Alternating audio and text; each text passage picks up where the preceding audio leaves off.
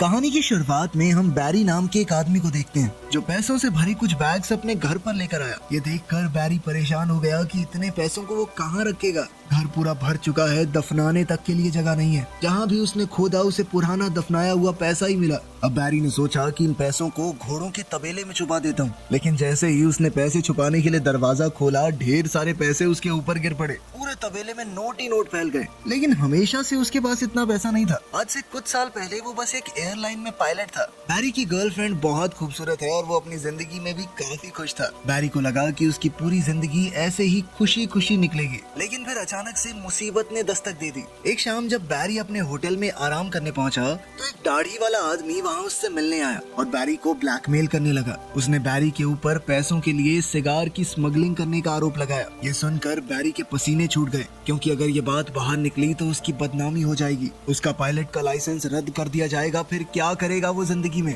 बैरी को घबराया हुआ देखकर इस आदमी ने बताया कि वो एक CIA एजेंट है और उसका नाम है मॉन्टी। फिर बैरी को उसने अपनी टीम से मिलवाया। वो बैरी को एक गुप्त जगह पर ले गए जो जहाज रखने की जगह थी। वहाँ उस वक्त का सबसे तेज प्लेन देखकर बैरी की आंखें चमक उठी। इस प्लेन में 2 बहुत ही ताकतवर इंजन थे। बैरी उस प्लेन को बड़े चाव से देखने लगा। मॉन्टी ये देखकर बहुत खुश हुआ और उसने बैरी को उसका मिशन बताया। बैरी को ये प्लेन सेंट्रल अमेरिका के दुश्मन देशों के ऊपर उड़ाना होगा। उसे प्लेन जमीन के पास थोड़ा नीचे उड़ाना है ताकि खुफिया तस्वीरें ली जा सके। लेकिन ये खुफिया मिशन है, इसकी जानकारी बैरी किसी को नहीं दे सकता, अपनी गर्लफ्रेंड लूसी को भी नहीं। लेकिन बैरी को इस वक्त किसी भी चीज की परवाह नहीं थी। वो बस अपने सपनों के जहाज को उड़ाने के लिए उतावला था। मॉन्टी ने दरवाजे खोले ताकि बैरी जहाज की टेस्ट ड्राइव ले सके।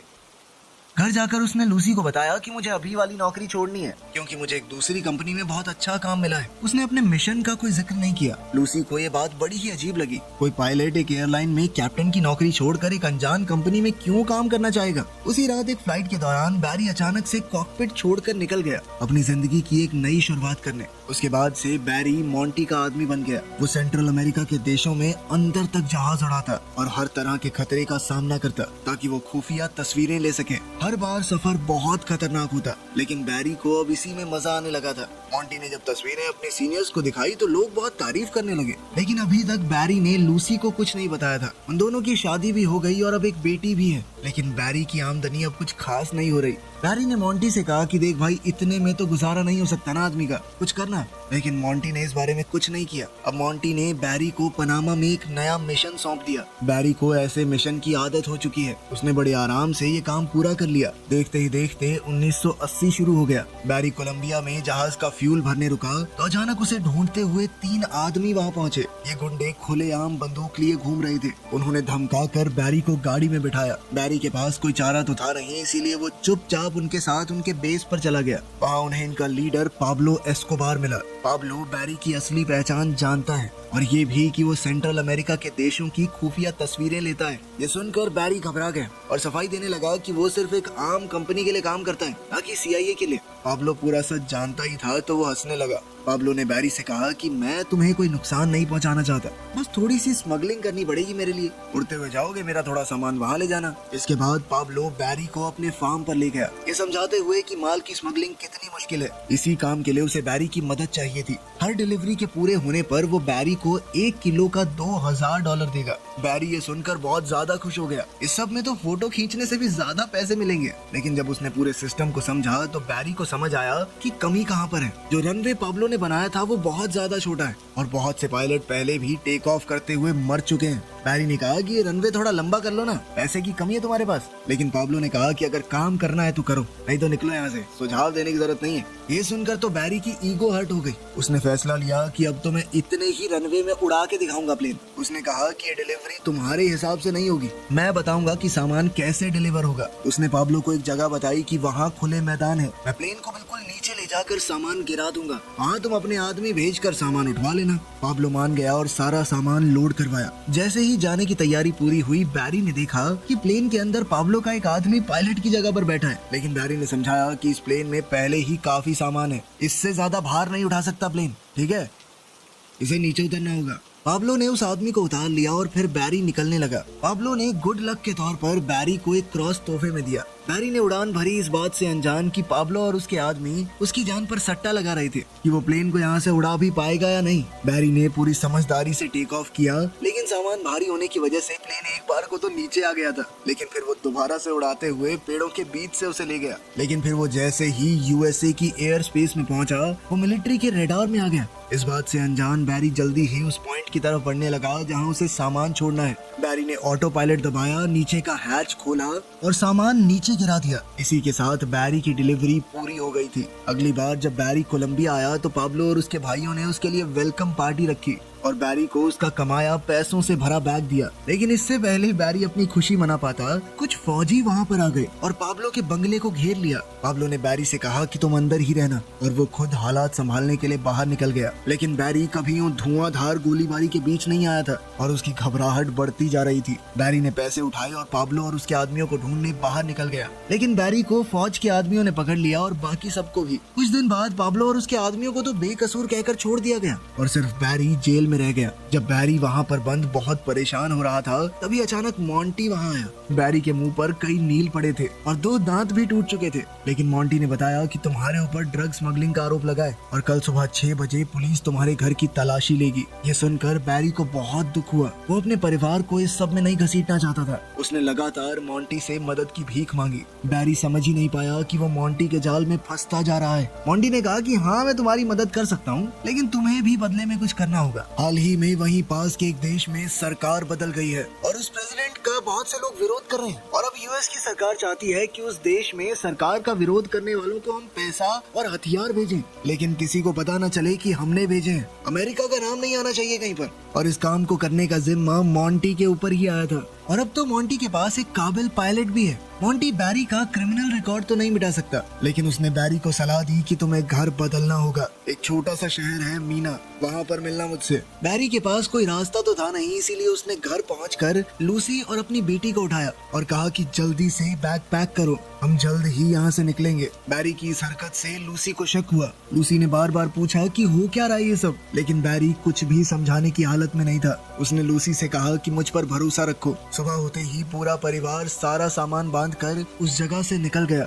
वो तीनों अब उस छोटे से शहर मीना में पहुंचे, जहाँ पर सिर्फ 2000 लोग रहते थे। ये लोग एक टूटे फूटे घर पर पहुंचे, जहाँ मॉन्टी ने उनके रहने का इंतजाम किया हुआ था। अभी बैरी वहाँ पहुंचा ही था कि तभी उसने देखा कि मॉन्टी भी वहाँ पहुंच चुका है और बैरी उससे मिलने बाहर गया। मॉन्टी ने बैरी को एक सरप्राइज दिया। वहाँ लगभग 2000 एकड़ का एक एयरपोर्ट था। मॉन्टी ने बैरी को ये तोहफे में दे दिया कि अब ये पूरी जगह तुम्हारी, जिस पर मौजूद सब कुछ अब बैरी का था। बैरी को अपनी आंखों पर विश्वास नहीं हो रहा था। उसने अपने आसपास देखा, लेकिन उसे भरोसा ही नहीं हो रहा था कि ये सब कुछ उसका है, क्योंकि मॉन्टी पहले पैसे तो बढ़ा नहीं रहा था उसके।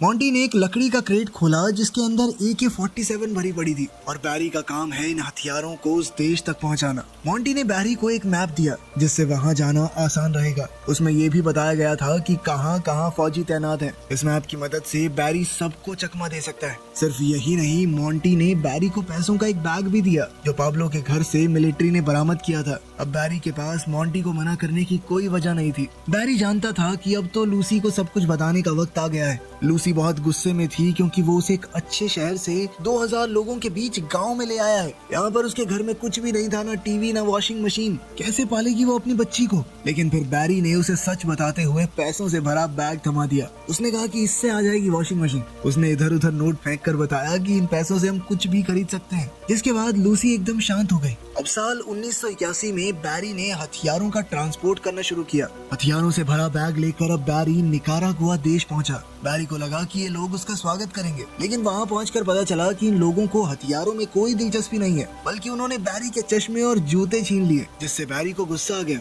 उसने तुरंत मॉन्टी को फोन किया और किस्सा समझाया, लेकिन मॉन्टी ने कुछ खास जवाब नहीं दिया। उसने कहा कि बैरी का काम हथियार सही वक्त पर सही जगह पहुंचाना है। उन लोगों को नहीं चलाने ना चलाएं। लाचार होकर वो दोबारा से उस देश में गया डिलीवरी करने, लेकिन इस बार वो अपने बचाव के लिए बेसबॉल बैट साथ लेके गया था कि आगे बढ़े ना माथा फोड़ दूंगा मैं, चुपचाप बंदूकें लो और निकलो यहाँ से। इस बार उसने इन विरोधियों को कुछ तोहफे भी दिए। हैरानी तो उसे तब हुई जब पाब्लो और उसके 2 भाई भी उस जगह आ गए, पर वो यहाँ लड़ने नहीं आए थे, बल्कि उन्होंने बताया कि ये विरोधियों का ढोंग हमने ही रचा है ताकि अमेरिका की मदद ले सकें। अब पाब्लो ने दोबारा बैरी को पिछली बार की तरह स्मगलिंग करने के लिए कहा ताकि अवैध सामान की डिलीवरी यूएसए में की जा सके। क्योंकि बैरी के पास अब जबरदस्त मैप है जो उसने मॉन्टी ने दिया था, उसने ये करने से मना नहीं किया क्योंकि मैप के जरिए पकड़े जाने की संभावना बहुत कम थी। अब अगले कुछ दिनों तक बैरी एक मेहनती आदमी की तरह हथियार निकारागुआ तक पहुंचाता रहा और फिर अवैध सामान की डिलीवरी वहां से अमेरिका में कर देता। वो जितना काम करता गया उतने पैसे आते रहे। अब ये काम बड़ा होता चला गया और बैरी ने 4 और पायलट्स को काम पर रखा ताकि जल्दी जल्दी ज्यादा काम हो सके। जब बैरी ढेर सारा पैसा कमाने लगा तभी CIA ने एक कदम उठाया। अब वो सिर्फ हथियारों की डिलीवरी नहीं करवाना चाहते थे, बल्कि वो चाहते थे कि विरोधियों को US में लाकर उन्हें ट्रेनिंग दी जाए ताकि फिर वो वापस जाकर अपने देश में सरकार का तख्ता पलट कर दें। अब बैरी ने पूछा कि कहाँ पे दोगे ट्रेनिंग, कहाँ छोड़ना है उनको? तो मॉन्टी ने कहा कि 2000 एकड़ का एयरपोर्ट दिया तुझे, थोड़ी जगह तो दे दे भाई। खैर इस सब से बैरी को कुछ खास फर्क नहीं पड़ा। जहाँ वो अवैध सामान ला रहा था उसकी जगह बस कुछ लोग थे अब। लेकिन जैसा CIA चाहती थी वैसा हुआ नहीं। अपने देश में गरीबी और भूखमरी से परेशान ये विरोधी जैसे ही USA की जमीन पर पहुंचे वो वहां से भाग जाते थे कि हमें वापस नहीं आना। लेकिन बैरी को इस सब से कोई फर्क नहीं पड़ता था। लेकिन फिर जल्द ही उसके सामने एक बड़ी परेशानी आई। बैरी के पास बहुत सारा पैसा था, पर अब वो सारा पैसा बैंक में तो जमा कर नहीं सकता। लोग पूछेंगे कहाँ से आया पैसा, इसीलिए उसने बहुत कम हिस्सा बैंक में जमा किया और बाकी पैसे आराम की जिंदगी जीने के लिए इस्तेमाल करने लगा। उसने पूरे शहर को पूरे साल की बेसबॉल की टिकट्स तोहफे में दे दी। उसने लूसी के लिए एक नई कार खरीदी और पूरे घर को रेनोवेट कर दिया। लेकिन वो जितना खर्चा करता उससे 2 गुना पैसा उसके पास आ रहा था। अब बैरी ने अपना पैसा छुपाने के लिए बहुत सी कंपनियां शुरू कर दी और शहर के लोगों को बिना मतलब के नौकरियों पर लगा दिया। उसके घर के हर एक कोने में पैसा छुपा कर रखा हुआ था, यहाँ तक कि थोड़ा पैसा घर के पीछे दफना दिया। बैरी बहुत ही बढ़िया जिंदगी जी रहा था। लेकिन फिर एक दिन लूसी का नालायक भाई उनसे मिलने आया और बैरी से कुछ पैसे मांगने लगा। बैरी ने मना नहीं किया, वो जल्द से जल्द उससे छुटकारा पाना चाहता था। लेकिन लूसी कहने लगी कि ये मुफ्त की रोटियां नहीं तोड़ेगा। वो चाहती थी कि बैरी उसे कोई नौकरी दे दे।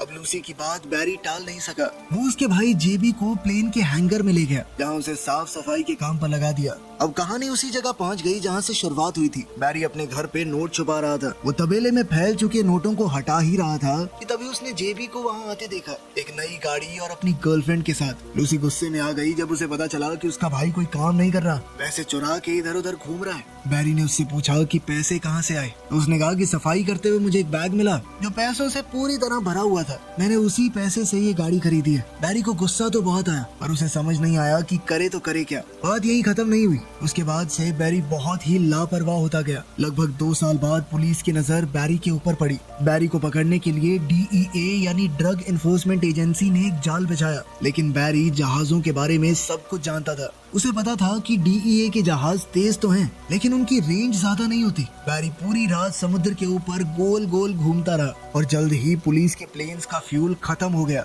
और उन्हें वापस मुड़ना पड़ा। लेकिन बैरी के ऊपर अब सिर्फ DEA ही नहीं, FBI की भी नजर थी। जिस हिसाब से बैरी के पास पैसा आ रहा था वो उनकी नजर में आ गया था। जल्द ही FBI के कुछ लोग मीना पहुंचे जांच करने। FBI के एक एजेंट ने देखा कि वहाँ पर बैंक ही बैंक खुले हुए हैं और एक से बढ़कर एक महंगी गाड़ियाँ सड़कों पर चल रही हैं। वो समझ ही नहीं पा रहे थे कि आखिर इस शहर के लोगों के पास इतना पैसा आ कहाँ से रहा है।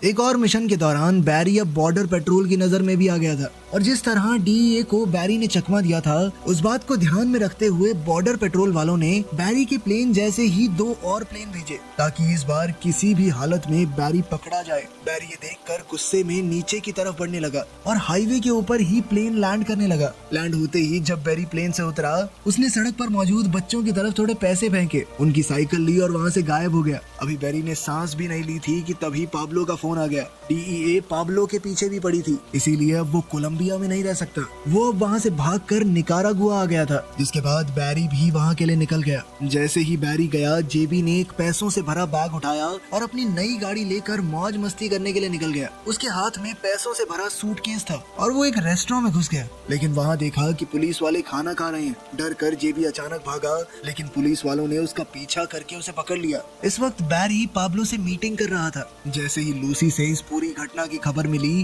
बैरी जल्द से जल्द वापस मीना पहुंचा। उसने शहर के सबसे महंगे वकील को बुलाया जेबी को छुड़वाने के लिए, लेकिन पाब्लो को शक हो गया कि कहीं जेबी ने पुलिस को सब कुछ बता तो नहीं दिया। तो उसने बैरी से कहा कि मैं तुम्हारी मदद करूंगा इस सब को ठीक करने में। बैरी समझ गया कि अगर मामला इसने अपने हाथ में लिया तो खून खराबा होगा। बैरी ने बहुत मना करने की कोशिश की, लेकिन पाब्लो नहीं माना। इसके बाद बैरी जेबी से मिलने के लिए भागा। जैसे ही जेबी स्टेशन से निकला, बैरी ने उसे गाड़ी में बैठाया, एक पैकेज दिया जिसमें पूरी जिंदगी गुजारने के लिए पैसे हैं और एक पासपोर्ट के साथ साथ प्लेन की टिकट्स भी हैं। बैरी चाहता था कि जेबी देश छोड़कर चला जाए, लेकिन जेबी को लगा बैरी उसे भगाना चाहता है। गुस्से में जेबी ने बैरी से कहा कि हर महीने पैसे पहुंचने चाहिए मेरे तक, वरना पुलिस को सब कुछ बता दूंगा मैं। फिर वो लूसी को भी गालियां देने लगा। अब बैरी बहुत गुस्से में आ गया और वो गाड़ी से उतरकर जेबी के पीछे दौड़ा, लेकिन तभी जेबी ने डर कर गाड़ी स्टार्ट की और वहाँ से भगाई। बैरी उसके पीछे पीछे भाग ही रहा था कि रुक साले, मैं बताता हूँ तुझे। लेकिन थोड़ी दूर जाते ही गाड़ी में जबरदस्त धमाका हुआ, जिसमें जेबी मारा गया और पैसे इधर उधर उड़ने लगे। बैरी एक बार के लिए तो भौचक्का रह गया,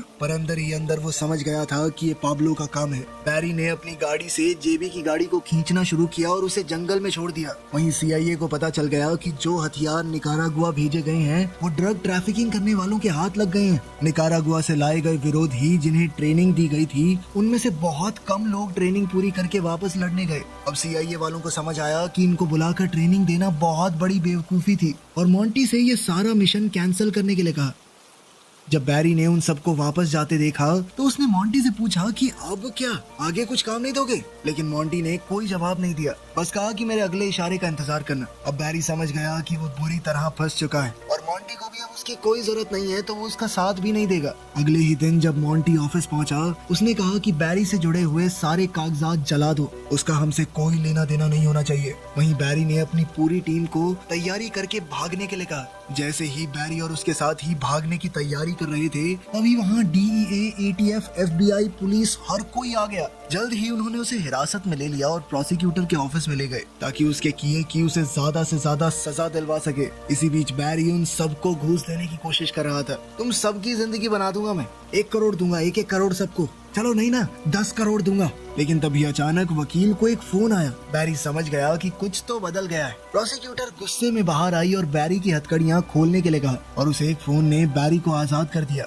जैसे ही वो बाहर निकला, सूट में 2 आदमी उसे गाड़ी में बैठा कर ले गए। बैरी को लगा कि ये मोंटी के आदमी है, लेकिन उसे वहाँ से डायरेक्ट एयरपोर्ट ले जाया गया और वहाँ से सीधा बैरी पहुंचा व्हाइट हाउस में। अब बैरी को प्रेसिडेंट से मिलना था, तो वो काफी घबराया हुआ था। वो समझ नहीं पा रहा था कि उसे यहाँ क्यों लाया गया है। CIA के डायरेक्टर और आर्मी कर्नल ने ये फैसला लिया कि बैरी एक आखिरी बार पाब्लो से डील करेगा, ताकि इस मौके का फायदा उठाकर पाब्लो की खुफिया तस्वीरें ली जा सकें। ये ऐसे सबूत होंगे जिन्हें झुकलाया नहीं जा सकेगा। बैरी ये काम करने को तैयार तो हो गया, लेकिन वो बहुत घबरा रहा था। अगर पाब्लो एस्कोबार को भनक तक लग गई कि बैरी उसे फंसाना चाहता है, तो वो उसके चीथड़े उड़ा देगा। अपने परिवार से अलविदा कहकर बैरी और उसके असिस्टेंट ने एक सफर शुरू किया। वो एक तूफान से गुजरते हुए निकारागुआ पहुंचे। जैसे ही प्लेन का दरवाजा खोला, फौजी बंदूकें लेकर तैनात हो गए। बैरी घबरा गया, समझाने लगा कि ये सिर्फ एक तोहफा है। तभी पाब्लो वहाँ पहुंचा। उसने अपने फौजियों से कहा कि इसे मार दो। बैरी बहुत ज्यादा डर गया, पर तभी पाब्लो हंसने लगा और अपने फौजियों को पीछे हटने को कहा। पाब्लो का मजाक करने का अलग ही तरीका था।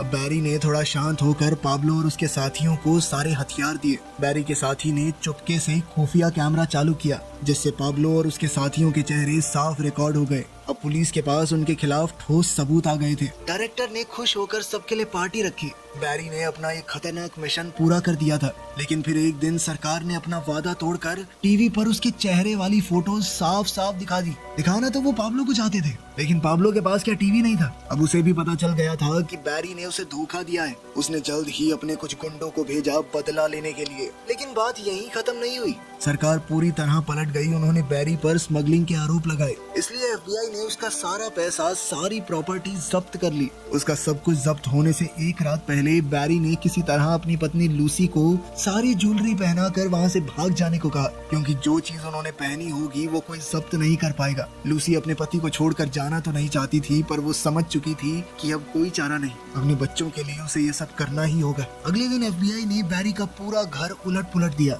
बैरी समझ गया था कि अब उसके हाथ में कुछ नहीं रहा, ना उसका परिवार और ना ही पैसे। धीरे धीरे मामला शांत होने लगा और बैरी की सजा भी बहुत कम कर दी गई। वो जानता था कि पाब्लो उसे आसानी से छोड़ने वाला तो है नहीं। वो हर रात होटल का कमरा बदलता रहता। इस तरह डर डर के वो कुछ साल जिंदा रहा, लेकिन फिर एक दिन एक गुंडे ने उसे गाड़ी में ही गोली मार दी। तो आपके हिसाब से बैरी के साथ सही हुआ या गलत? कमेंट्स में जरूर बताना। मिलते हैं अगली वीडियो में।